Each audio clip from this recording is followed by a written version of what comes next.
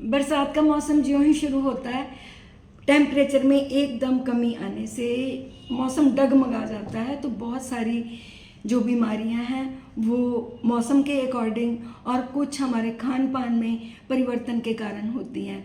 इस समय में जो हमारा डाइजेस्टिव सिस्टम है वो हो जाता है वीक। तो ऐसा क्या खाएं जिससे कि हमारी इम्यूनिटी भी बूस्ट रहे और हम रहें तंदुरुस्त।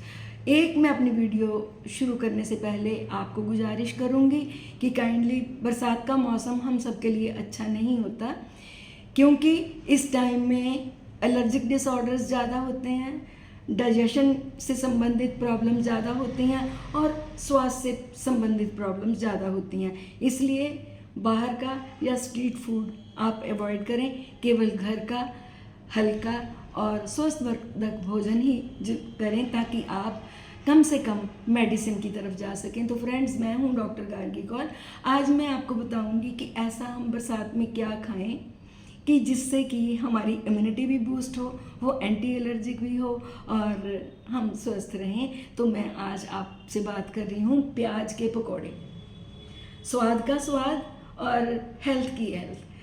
पकौड़े का मैं वैसे आपको इतिहास बताती हूँ कि आफ्टर ऑल पकौड़े हमें खाने क्यों चाहिए।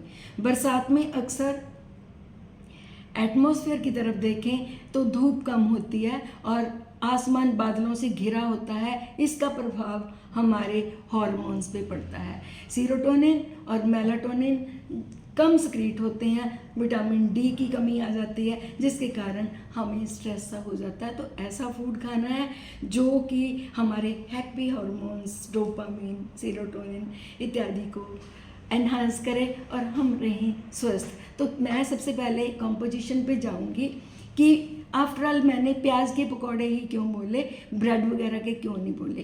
प्याज एक हेल्थ वर्धक वेजिटेबल है जिसमें कि विटामिन सी, फाइबर और इसके साथ में बहुत से एंटीऑक्सीडेंट, और ये हमारी इम्यूनिटी को करता है बूस्ट। मोर ओवर इसमें होता है क्वरसेटिन, ये हमारी डाइजेशन को इम्प्रूव करके हमें भूख अच्छी लगाता है।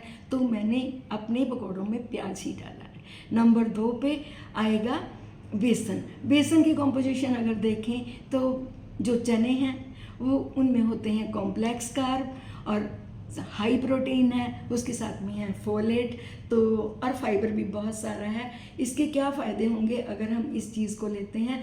तो प्रोटीन तो जाते हैं, फोलेट्स भी जाते हैं, इससे भूख कम लगती है और पेट रहता है भरा भरा। ऑयल को हमने कौन सा चूज़ करना है ताकि जो हमारे पकौड़े हैं वो हेल्दी हो जाएं?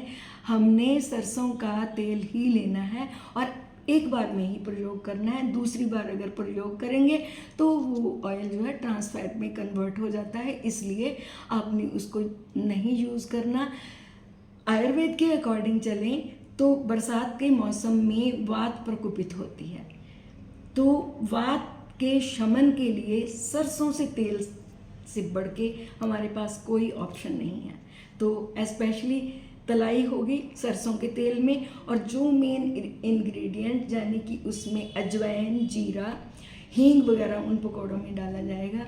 ये सभी चीज़ें हमारी डाइजेशन को करेंगी इम्प्रूव और हमें रखेंगी हेल्दी। लेकिन मात्रा कितनी रखनी है? 4 या 5 पकौड़े से ज़्यादा आप नहीं लेंगे, और ऐसा भी नहीं है कि आप इसको रोज़ लें।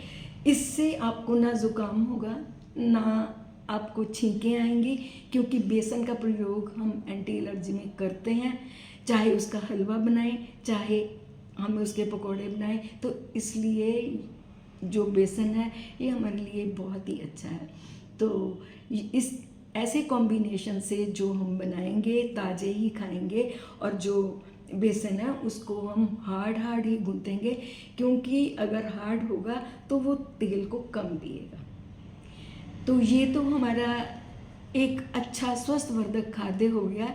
लेकिन हमने किन लोगों ने इस चीज़ से परहेज़ करना है? जो लोग हार्ट पेशेंट हैं या जिनके कोलेस्ट्रॉल बढ़े हुए हैं, या फिर जो डायबिटिक हैं। एक या 2 पकौड़े डायबिटिक खा ले तो उसमें उसको कोई नुकसान नहीं होगा, लेकिन एक्सेस में हम नहीं जाएंगे, इससे उनको नुकसान हो सकता है। और जिनको बेसन से एलर्जी है काइंडली वो भी इससे परहेज़ करें। तो फ्रेंड्स, आप अपना जो डाइट का चार्ट है खुद सेट करें। बरसात में इस रेसिपी का ज़रूर प्रयोग करें। ये रेसिपी नहीं है, ये एक गुणवर्धक खाद्य पदार्थ है। इसके प्रयोग से आप बहुत सी बीमारियों से निजात पा सकते हैं। अगर मेरा कंटेंट आपको अच्छा लगे तो आप इस कंटेंट को सबके साथ शेयर करें, क्योंकि अगर सभी स्वस्थ रहेंगे तभी आनंद है। Thank you very much for watching my video.